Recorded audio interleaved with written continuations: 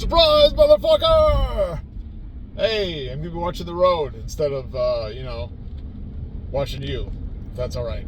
So I don't crash the car or whatever. Busy week. This is my only time to make a video. And I was inspired just now by watching the Michael Knowles show. Somewhere, if you watch today's show, and I'll put the link in the description below when I upload this. If you start somewhere at the 24-minute mark and go from there, you won't be too far off. So he was talking about a lot of things, primarily mankind and God and creating the universe, and how man, in his rejection of God, tries to play God himself and recreate the universe. And in Michael Knowles' estimation, we do a pretty poor job of it. And going back even a little bit further in his monologue, he was talking about how a lot of humanists and humanitarians like to think of man as either a machine that can be programmed and hacked and deleted and all that other stuff. We're just like cogs in a machine, or parts of that machine, and our systems need to be regulated as such, whatever. Or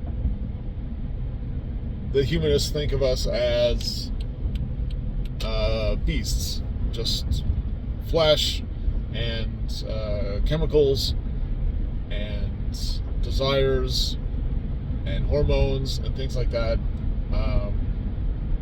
and then that's it. And I think this is true.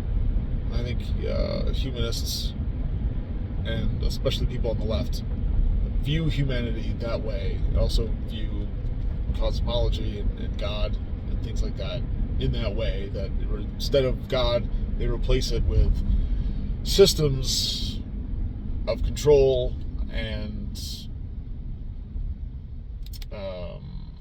agenda, ambition, direction that go in a certain way, but they fundamentally misunderstand man. Anyway, all this is to say that I had this idea. If you take the premise that Michael Knowles suggested, which is that man does a relatively poor job of playing God when it comes to creating everything. He was talking about Esperanto too, and how it's a made-up language, but if you try to teach it to children, they try to make it more complicated, because life is complicated, and the more you try to simplify it, the more you try to simplify life and our understanding of things and human beings and what we need as humans. The more you try to simplify that, the more you miss the mark. So I was thinking, what if I created a random table that added in extra complications, shall we say? Would that be a greater approximation of life, the universe, and everything? Maybe.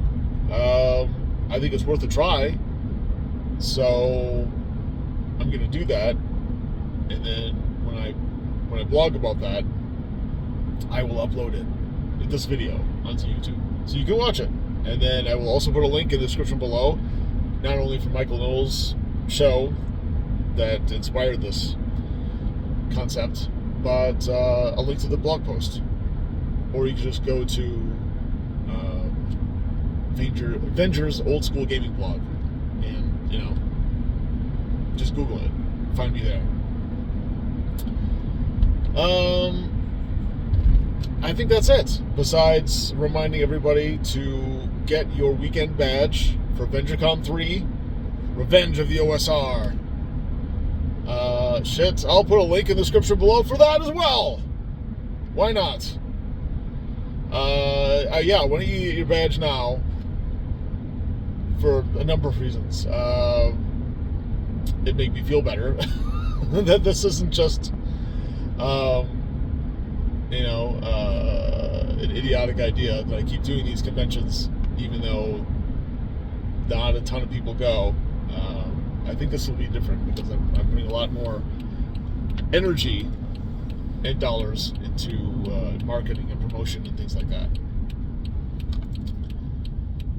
But also, this will be the third one, and the first two were a great success, even though neither of them got above 25, 26 attendees. They were still fantastic gaming events. We role-played the entire weekend. I met a lot of great people and forged friendships with them, and we weren't just like ships passing in the night, like, oh, I see you in a game, hey, what's up? And then maybe on the way out Sunday afternoon, you're like, oh, hey, I remember that thing that we did on Friday, and bye. You get to know these people.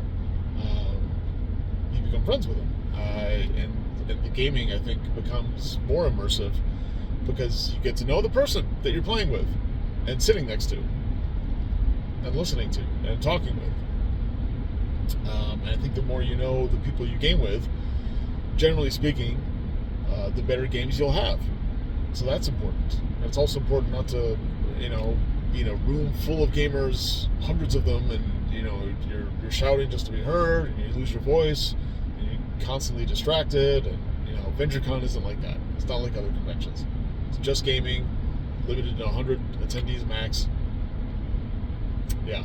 So anyway, those three things will be linked in the description below. And I hope you enjoy the random table. I hope you've enjoyed this video. Please like, subscribe, comment, share. Please share, so other people can find this channel and we can grow it above 1.17 or whatever the subscribers are. Who knows? Maybe by Christmas we can get to 1.5 or something crazy. A year ago, I don't think I thought 1,000 subscribers was realistic. Now we're above that, so yeah, why not 1.5? Share the video. Share my other videos. I average somewhere between like 90 and 160 views each video, unless it's something really big. So yeah, the more people that see it, the more people raise awareness. It'll also help the OSR, because I happen to think that I'm one of the guiding lights of the OSR. I've been called the Archduke of the OSR. Thank you for that title, the people that say that. And so Venger goes, so does the OSR, I hope. And I want the OSR to flourish, and so myself and Corthalis Publishing. Let's do this together. Okay. Have a good one. Have a good weekend. All that jazz.